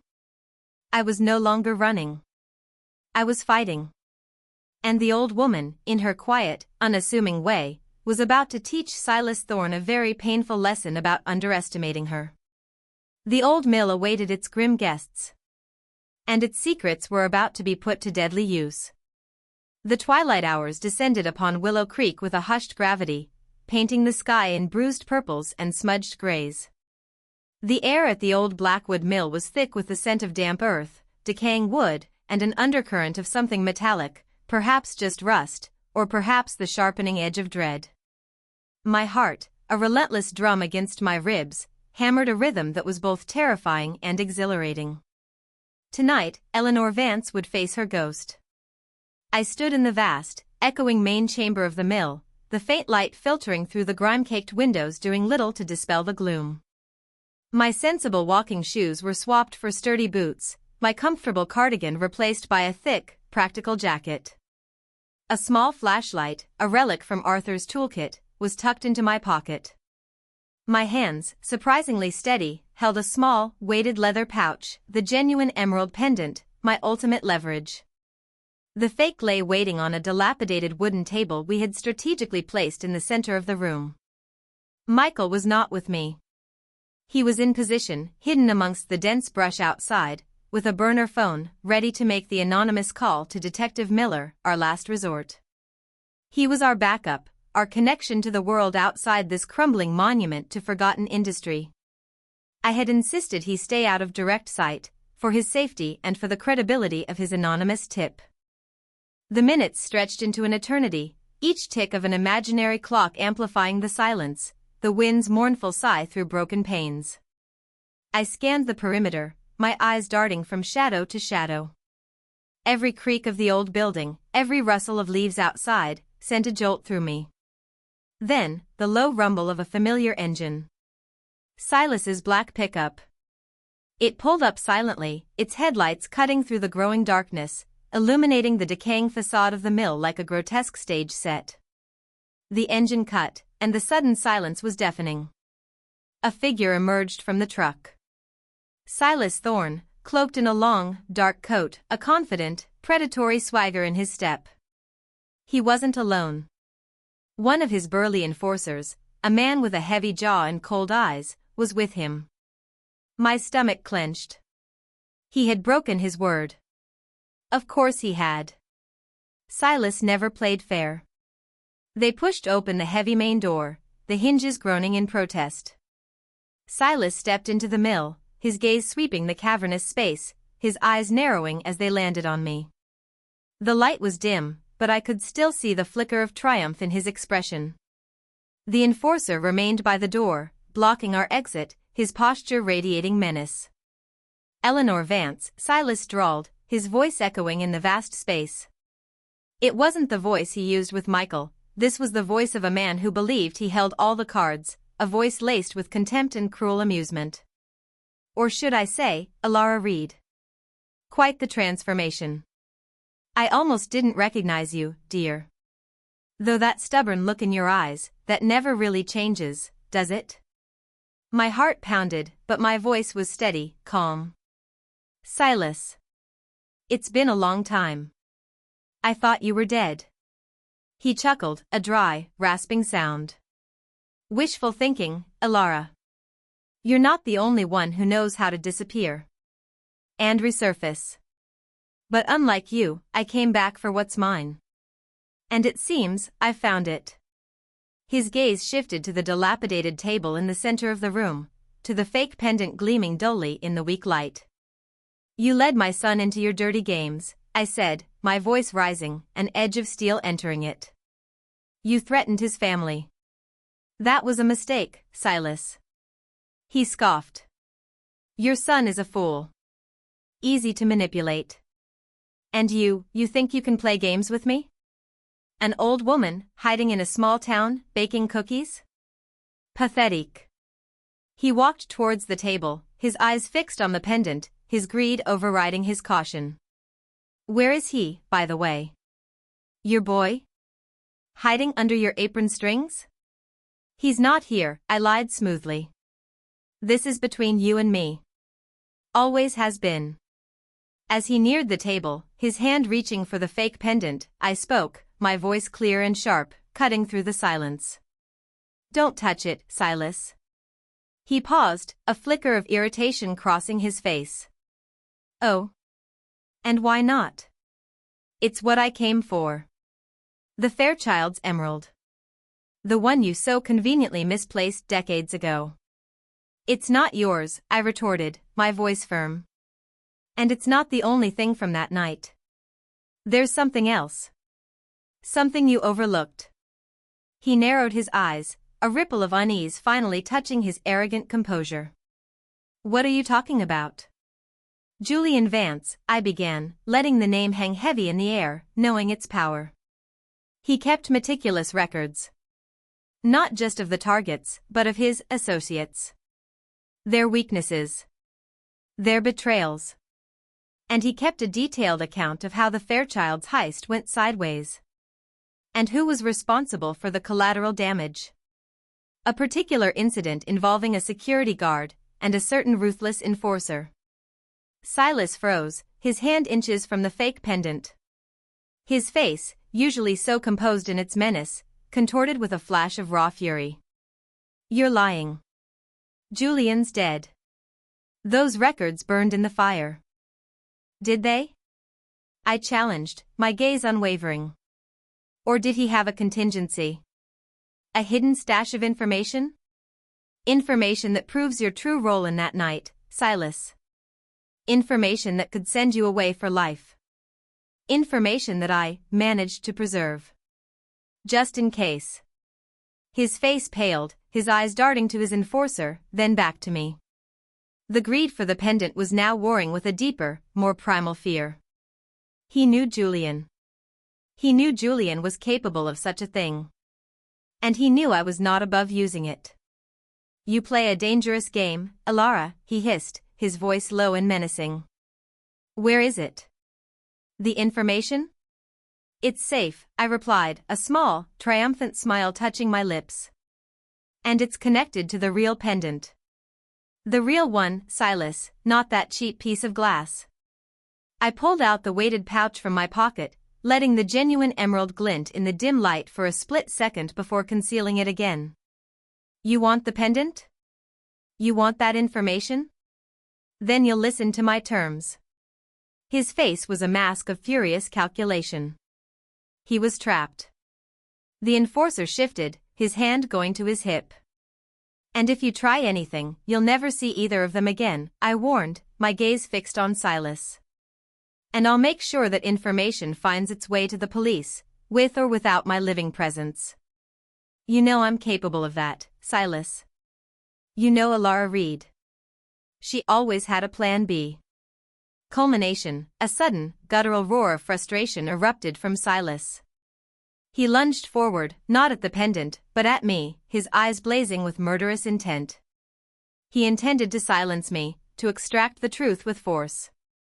My own instincts, honed by decades of survival, flared. I didn't flinch. I ducked, surprisingly agile for my age, and with a swift, brutal kick, I targeted his knee. He cried out, losing his balance, stumbling backward into the rickety wooden table. The noise of his fall, the shattering of the fake pendant, was the signal. From the rafters above, a cascade of old, rusty buckets, triggered by Michael's tripwires, rained down with a deafening clatter. Dust exploded into the air, creating a blinding, chaotic haze. The enforcer, startled, looked up, distracted. This was my chance. As Silas scrambled, clutching his injured knee, I seized the opportunity. My hand shot out, not to strike, but to grab the heavy, metal crank of an old, rusted machine. With a surge of adrenaline, I pulled, releasing a powerful lever. The ancient gears groaned, turning with agonizing slowness, and a massive, rusty iron door, concealed behind a pile of debris, began to slide open, revealing a hidden, vertical shaft leading to the lower levels of the mill. This way, Silas, I yelled, my voice ringing with grim triumph. This is where we settle our debts. He looked up, his eyes now filled with pure, unadulterated terror, realizing he had stepped into my trap, my domain. The old woman, the baker of cookies, had become the architect of his downfall.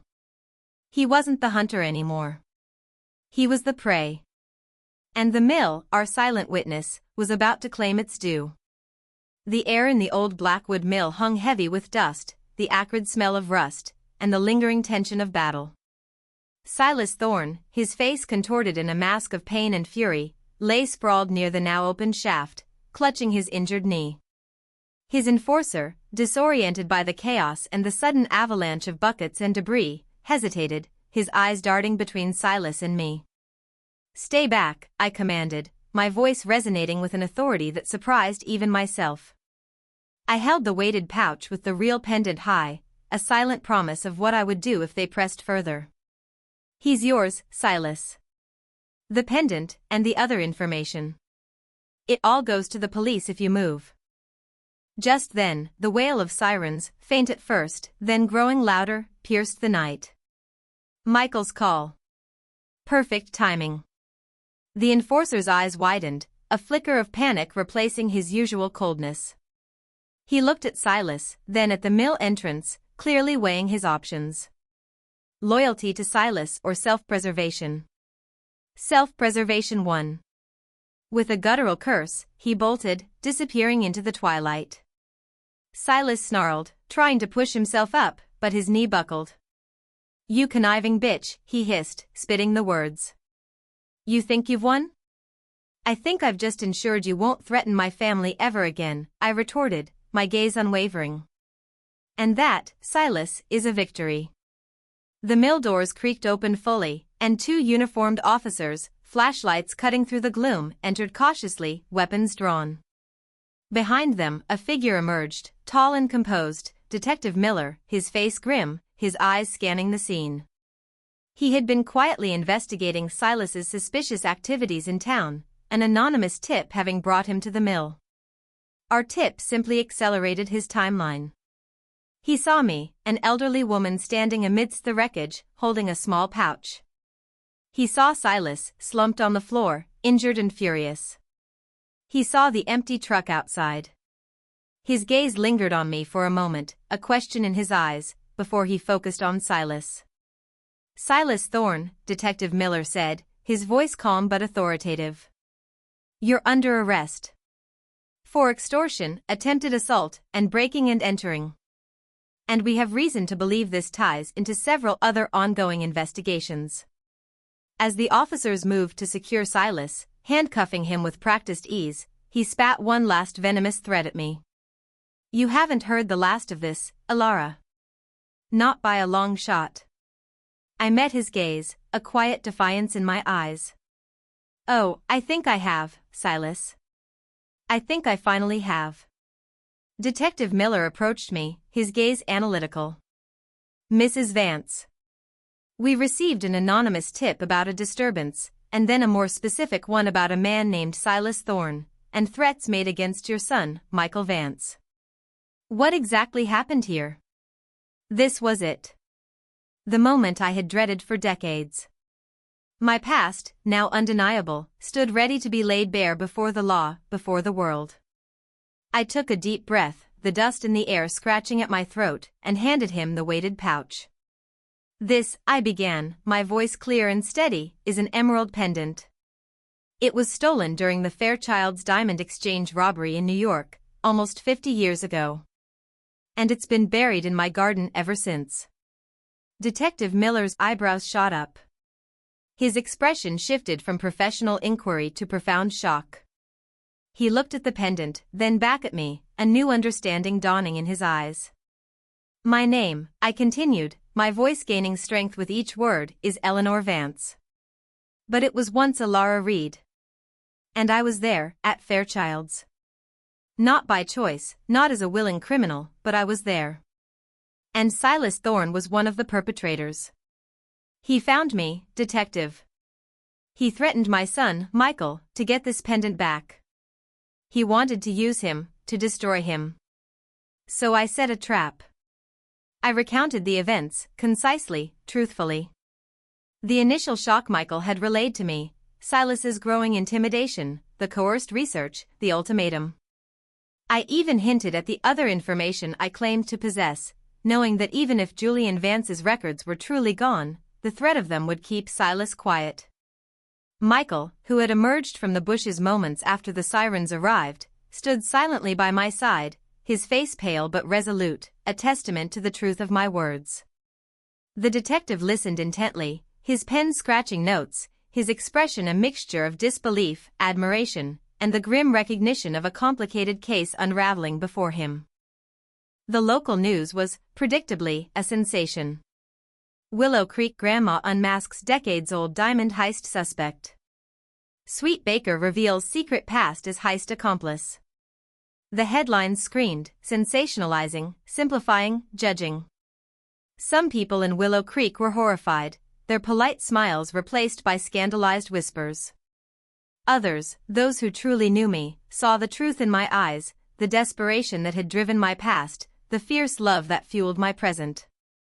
My carefully crafted reputation as the gentle, unassuming Eleanor Vance was shattered. But in its place, something stronger emerged. Truth. The hardest part, in the immediate aftermath, was facing Michael. He was still angry, still grappling with the monumental lie of his mother's life. But beneath the anger, there was a growing understanding, a profound respect for the woman who had risked everything to protect him. "Mom," he said, the day after Silas's arrest, his voice quiet, as we sat in my living room, the scent of wood smoke comforting us. I don't understand everything. And I'm still angry that you hid it from me. But, thank you. For telling me. For saving us." I reached for his hand, my fingers intertwining with his. "You're my son, Michael. My everything. There was nothing I wouldn't do." A single tear traced a path down my weathered cheek, a tear of exhaustion, of relief, and of a love that transcended time and secrets. "I'm sorry, my love. For the lie. For the pain it caused." He squeezed my hand. "We'll get through this. Together. We always do." He looked at me, a flicker of his old warmth returning to his eyes. "You're not just Eleanor Vance, Mom. Or Alara Reed. You're just Mom. And you're incredible." The resolution wasn't a neat, happy ending. My past would forever be a part of my present. There would be investigations, interrogations, public scrutiny. But the suffocating weight of the secret, the silent, omnipresent fear, had lifted. Silas Thorne was gone, his power broken. Michael was safe. And in the crucible of this terrifying confrontation, our relationship had been reforged, stronger, deeper, more honest than ever before. The dust had settled, and in its wake, a new kind of freedom began to emerge. The crisp morning air carried the scent of pine and impending snow, a gentle promise of winter's embrace. My hands, once trembling with fear, now moved with a deliberate, quiet confidence as I pruned the last of my rose bushes, preparing them for their long slumber. The past weeks had been a whirlwind of legal proceedings, police interviews, and the unrelenting scrutiny of both the local community and the national news. My serene life in Willow Creek had been irrevocably altered. Some of my neighbors, caught in the grip of scandal, now offered only wary glances or hurried averted gazes. The women of my garden club, once eager for my advice on soil amendments, now kept a polite, uncomfortable distance. The whispers followed me through the grocery store aisles, speculating on the true extent of Alara Reed's involvement in the Fairchild's heist, weighing her sins against her current image. It wasn't easy. The loss of my carefully cultivated anonymity, the judgment in some eyes, stung. But then there were others. Mrs. Gable, from across the street, who brought me a freshly baked casserole with a firm, knowing look, saying, "Eleanor, you did what you had to do. Any mother would." The young barista at the coffee shop, a budding history enthusiast, who approached me with a shy reverence, whispering, "Mrs. Vance," that was incredibly brave. And, most importantly, Michael, Sarah, and my grandchildren. Our family, though bruised, had not broken. If anything, the truth had forged new, unbreakable bonds. Michael, no longer carrying the crushing weight of Silas's threats and his own desperate secrets, was slowly regaining his old spark. The haunted look in his eyes had receded, replaced by a quiet strength. He was still processing the profound shock of his mother's past, but his love and respect for me had deepened, stripped of any illusions. He now saw the full, complex woman I was, not just the idealized mother. Sarah, initially furious and deeply hurt, had found her own strength. We had talked, long and painfully, over countless cups of tea. I had laid bare the fear, the desperation, the desperate measures I had taken to protect them all. She saw the truth in my eyes, the raw vulnerability beneath the steely resolve. She saw the profound love I held for her husband, for her children. Her anger had slowly given way to understanding, and eventually, a fierce loyalty.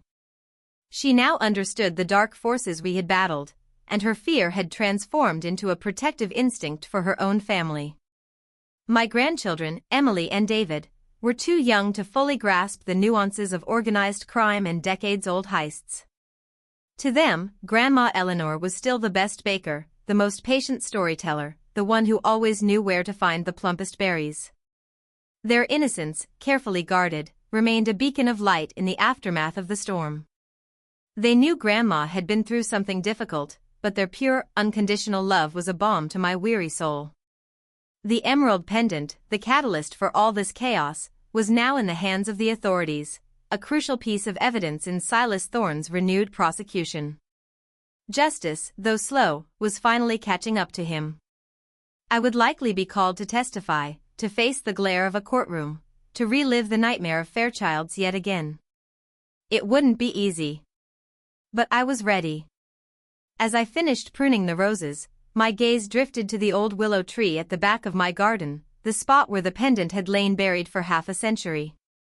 The ground still looked disturbed, a faint scar on the earth. It was a reminder, not just of a buried secret, but of a buried self. I was no longer just Eleanor Vance, the woman who had painstakingly cultivated a perfect life, a perfect lie. And I was no longer merely Alara Reed, the frightened girl who ran. I was a mosaic of both. A woman who had made mistakes, who had carried a heavy burden, but who had ultimately faced her past, not to bury it, but to conquer it. My life would never be entirely quiet again. The echoes of my past would always linger, a faint hum beneath the surface of my days. But they were no longer suffocating me. They were a part of me, woven into the rich tapestry of my experience.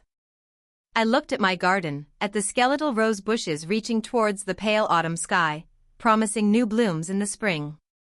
Just like me. Scarred, weathered, but still resilient.